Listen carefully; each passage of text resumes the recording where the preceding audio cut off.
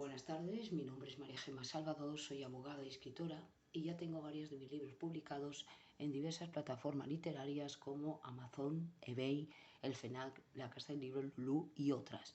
También podéis encontrarme en redes sociales como Facebook, Twitter, Pinterest, LinkedIn, Instagram, la página de Encuentros y ahora en mi canal de YouTube, donde hago presentaciones de mis libros, audiolibros de novela histórica que yo tenía inéditos, como en la corte de Alejandro VI, Noble Plebeyo, o en El Conquistador del Mundo sobre Alejandro el Magno. Asimismo hago reseñas de obras de grandes autores como Sirio egipcio de Mika Baltari, Tirano Blanc de Joan Martorell y otras obras que me han llamado la atención tanto por autora como por lectora. He abierto una sección dedicada a la Biblia, a la Palabra de Dios y otro ciclo de conferencias dadas por mi compañero de despacho, José Donaire, que además de abogado es un gran amante de la literatura, y la última conferencia que hemos grabado ha sido el 2 de julio en la Casa de Soria en Barcelona sobre los templarios y que podéis disfrutar en mi canal de YouTube. Además hago novelas espontáneas, esto es narradas de viva voz según se me van ocurriendo, como La Torre de Pie de la Costa y El Castillo de la Imaginación, que también podéis ver en mi canal. Y ahora, siguiendo con las reseñas de obras de grandes autores, vamos a abordar un autor muy polémico, muy controvertido, como es Émile Zola, con la obra Nana. Émile Zola, un autor del naturalismo francés, conocido internacionalmente, un autor se opuso al romanticismo, al realismo del siglo XIX,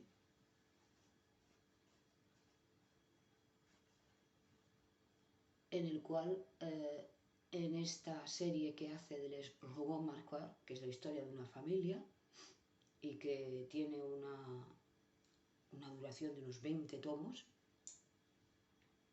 aquí nos habla de una familia durante el Segundo Imperio que abarcaría desde 1852, cuando Napoleón III, sobrino del gran Napoleón, da el golpe de Estado del Brumario, bueno, el golpe de Estado, él que era presidente de la República Francesa y se proclama como emperador de los franceses. Y esta es la última época, hasta 1870, como termina ya la historia, con la caída de Sedan. Precisamente Nana, que es uno de los últimos libros, nos habla de este periodo desde ya la brillantez hasta la caída del imperio. En 1870 Francia entra en guerra con Prusia, pierde Alsacia y Lorena, pierde contra Prusia y evidentemente ya es la caída de Napoleón III y se termina ya la monarquía en Francia. Entonces, Nana es la historia de una chica, de una prostituta de lujo refinada, que conmocionó a las personas de esta época, porque es un libro muy ácido, un libro muy atrevido y muy descarnado, porque ella, que está de alguna manera, bueno, tiene una clientela muy selecta de condes, marqueses e incluso habla un poco del emperador, es una hija del arroyo. Su madre era Gervais, que es la que hemos visto en la taberna, esta señora que era, bueno, esta chica que era lavandera, luego se casa con un hombre o convive con un hombre que le da muy mala vida, acaban los dos muy mal, y Nana, que es la hija de esta pareja, desaparece y se busca la vida cuando ya tiene unos 18 años. Se junta con Satín, que bueno, ahí hay una relación un poquito lésbica, y se tira al arroyo, es decir, con su gran belleza, su hermoso rostro, es como la mosca de oro, ¿no? Como la describe muy bien uno de los periodistas. Ella asciende desde, digamos, los arrabales hasta lo más alto y luego cae en picado. Es un poco la descripción de esa sociedad galante, esa sociedad refinada pero que estaba llena de perversiones y de porquerías. Recordemos el conde Muffat, que estaba casado con una mujer muy seria, muy fría, que luego también le va a engañar.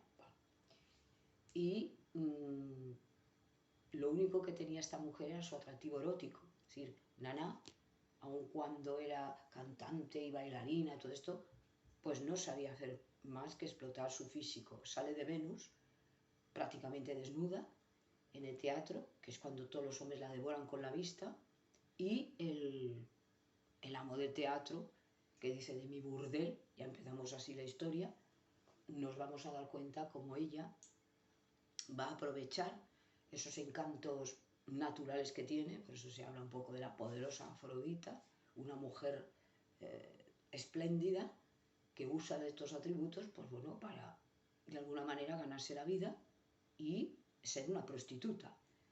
Lo que ocurre es que aquí, bueno, muchos de los que eran amantes de ella, luego se las daban de hombres buenos, de buenas costumbres, y aquí, claro, Zola los desnuda y los descuartiza, ¿no? Porque era una hipocresía tremenda, ¿no? Iban a la misa, iban a la iglesia, eran obras de grandes benefactores, grandes señores, pero luego se revolcaban por el cielo y perdían hasta la dignidad, ¿no? El suegro del conde Muffat, bueno, el mismo él, pues se convierten en una especie de juguete o esclavos de esta naná.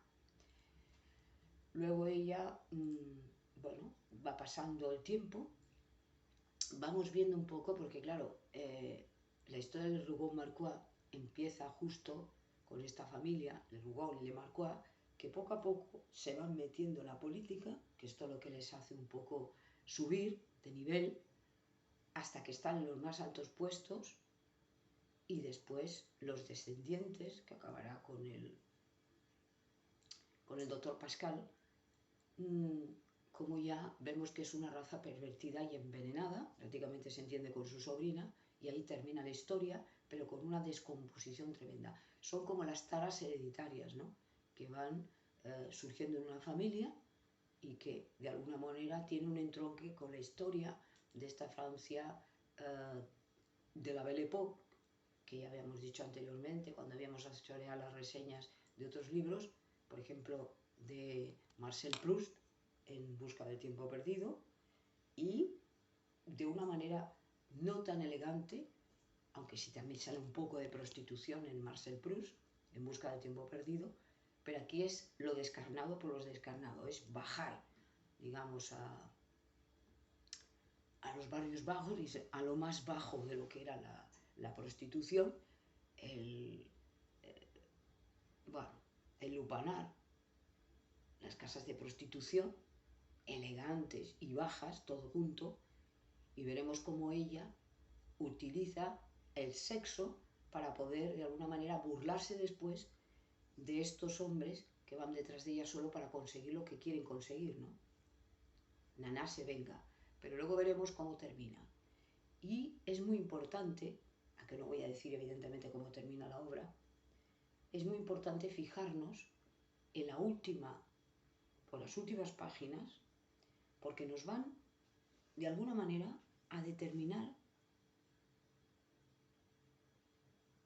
cómo Zola veía el Segundo Imperio. El Segundo Imperio es como una ilusión.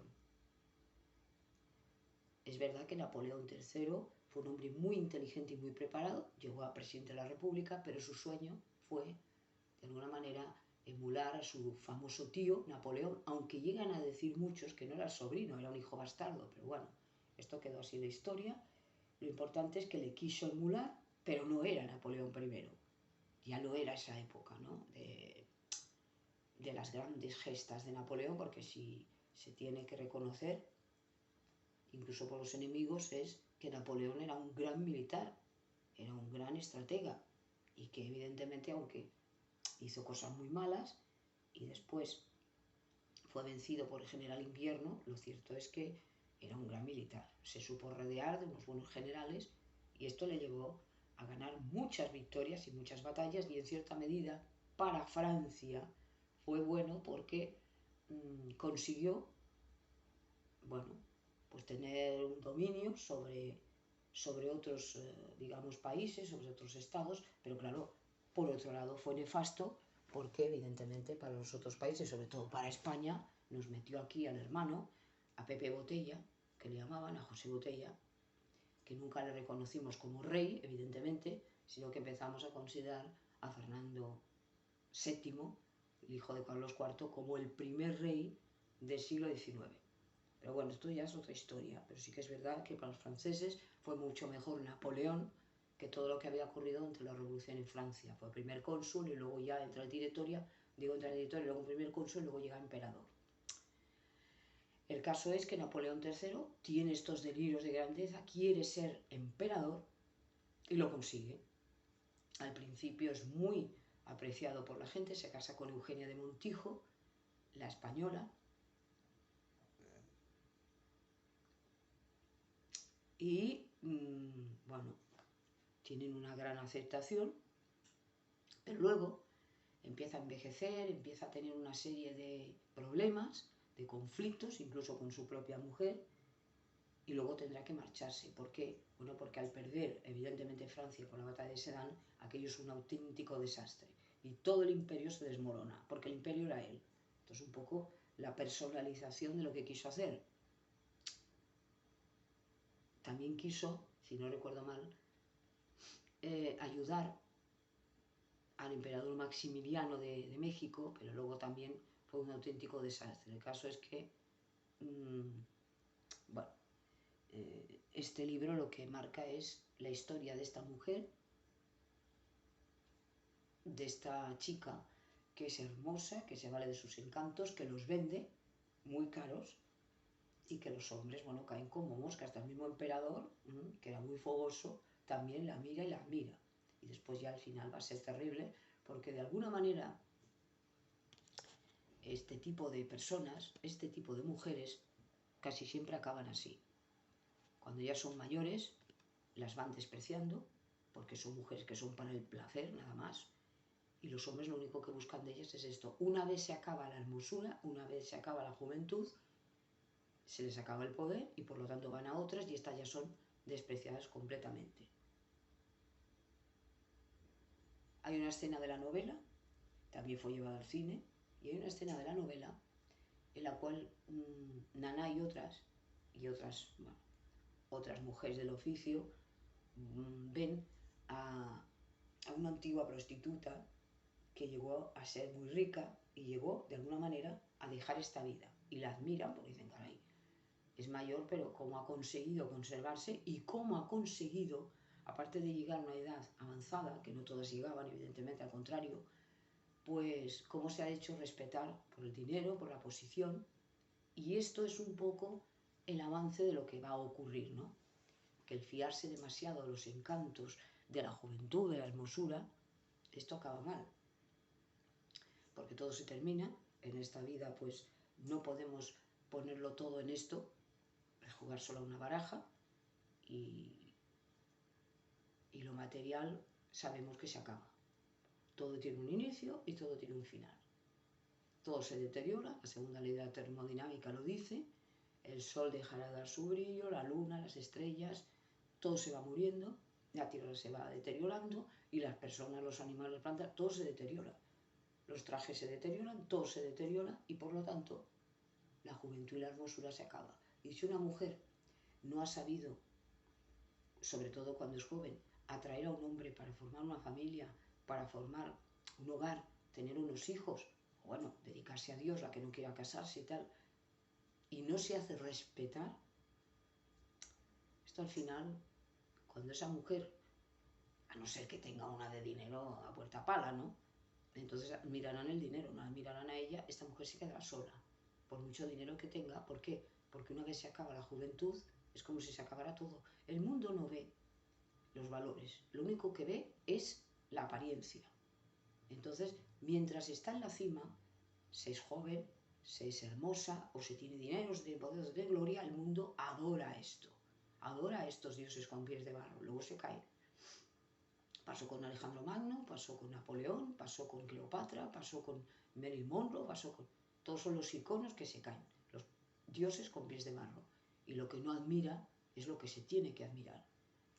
Se tiene que admirar las buenas personas, se tiene que admirar Jesucristo, se tiene que admirar los buenos principios, la buena educación, la humildad, la bondad, la generosidad. Estos son los valores que cotizan al alza. Todo lo demás es basura.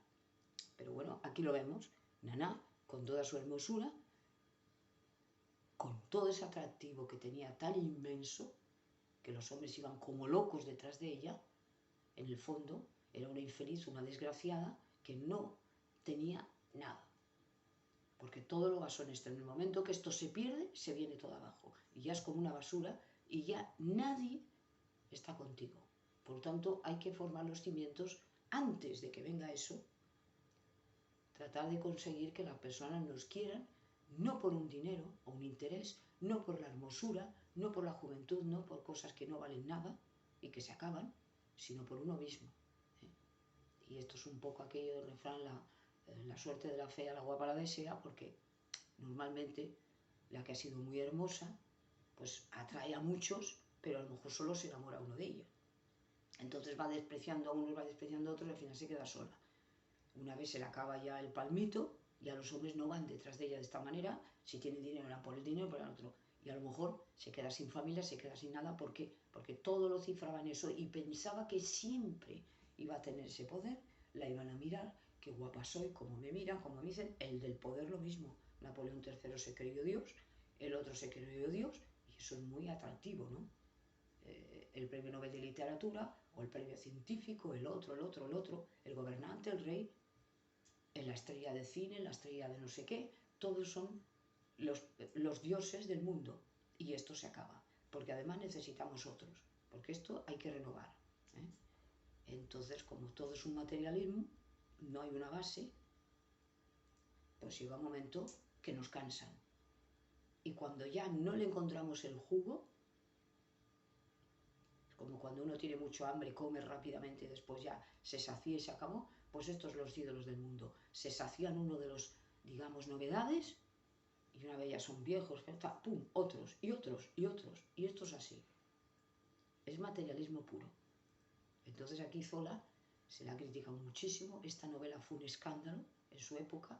Es una novela muy dura, muy fuerte, incluso ahora, pero es que el mundo no ha cambiado y evidentemente, pues, es la historia de una desgracia, de una infeliz, y que en el fondo no era feliz. Ella huyó de un hogar de desgracia, huyó de sus padres, porque no lo podía ya aguantar. Era un hogar deshecho, un hogar en el cual no había ningún respeto entre uno y otro, pero la vida que ella escoge es una vida peor. Porque en vez de haber sido una obrera, como le había dicho su tía, que podía ser una obrera, una chica sencilla, una chica honesta, se hubiera casado, hubiera tenido su familia, su hijo, ella eligió lo otro. ¿Por qué? Porque ella quería algo que ella no podía tener, y era el lujo. Y esto la pierde, y esto aparece en la novela, ¿no? La pierde. Aparece en la obra de La taberna, aparece ella, que es la hija de Gervasia, y es cuando huye. Ella, bueno, la van atrayendo las alcahuetas, la van atrayendo los lujos, la van atrayendo, y esto la mató. Entonces, cuando una persona es muy joven, tiene que tener cuidado, tiene que tener unos valores muy fuertes, unos principios, que eso siempre quedan. Los padres tienen que estar atentos, la palabra de Dios siempre, y esto es un refugio y una seguridad. Y aunque uno cometa errores, cometa pecados, se pueda perder, luego se recupera otra vez. Porque si Dios nos elige, siempre va a buscarnos. Esto es precioso, la predestinación, ¿no? El estar con el Señor siempre. Es una lección y hemos de leer la obra de Zola con una mente muy madura y viendo los peligros a los que se expone este tipo de mujeres, a los que se expone el querer solo el lujo, el querer solamente la gloria, el poder, y sobre todo la hipocresía tremenda que había en esta época, que la mujer no podía hacer nada. Esto ya lo he dicho cuando Madame Bovary y otras obras, y sin embargo al hombre se le permitía prácticamente todo. Y bueno, había una ley en Inglaterra, hasta prácticamente el siglo XIX finales, en la cual la mujer, el hombre era prácticamente el dueño de todo lo que tenía su mujer, exceptuando la ropa, todo era de él. Los bienes los administraba el marido, 2 hijos no se los podía llevar porque entonces cometía un delito y la traían, bueno, cosas así, ¿no? Y que esto no lo he vivido en España, porque hasta 1972 o 75 la mujer era prácticamente un menor. No podía administrar sus bienes porque no la creían que tenía capacidad suficiente. Estamos hablando del siglo XX, no estamos hablando del siglo XVII. Esto es increíble, pero era así. Incluso las herencias, la mujer, si había un matrimonio y este matrimonio tenía hijos y tenía hermanos el marido, los bienes iban para los hermanos. Ella quedaba con el usufructo porque no se la podía echar a la calle, pero ella se quedaba sin nada. En cambio, los hermanos siempre eran antes. Luego ya, bueno, se fue transformando, se vio muy injusto y evidentemente porque lo es, la mujer está antes que los hermanos, ¿no? Porque ya se creó otra familia. Pero era así. Estamos hablando de los años 60, o sea, no estamos hablando del siglo XX. Las cosas han evolucionado, sigue habiendo una prostitución y por desgracia la va a haber porque el hombre es malo por naturaleza, tiene sus apetitos, tiene sus desgracias y ya no digamos con ese proxenetismo, con esa trata de blancas, con ese obligar a mujeres a cambio de trabajo, engañándolas y luego a los niños pues pervirtiéndolos, haciendo verdaderas barbaridades con ellos. Bueno, es que son cosas impresionantes, ¿no? Cómo se les quiere quitar la pureza a los niños. Y esto es algo que te pone los pelos de punta porque piensas hasta dónde ha llegado el pudrimiento de la sociedad.